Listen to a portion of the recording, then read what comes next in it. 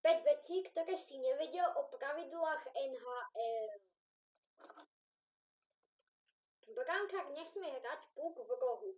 Pravidlo: golie má za bránou obmedzenú zónu, trapezoid.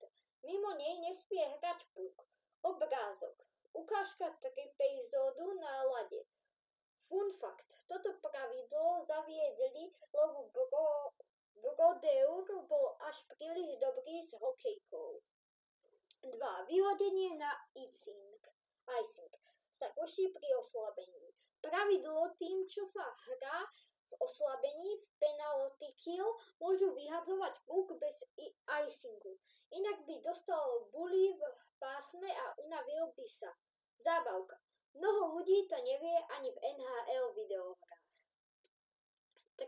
Hráč nemôže hrať s rozbitou hokejkou. Pravidlo: ak sa ti zlomí hokejka, nesmieš s ňou hrať. Musíš ju pustiť. Prečo? Je to nebezpečné a môžeš zraniť iného. Trest za zdržovanie hry aj za posunutú bránku. Brankár nesmie úmyselne zhodiť bránu 2 minúty penalty. Aj hráči nesmú hodiť puk mimo ľad. To je delay of game. To sa často píska aj v playoff. 5. Gól neplatí, ak hráč úmyselne kopne puk. Nemôžeš dať gól kopnutím úmyselným pohybom nohy. NHL video systém kontroluje, či to nebol distance kicking motion. Ak je to nahodené odrazenie, gól platí. Ďakujem za pozor.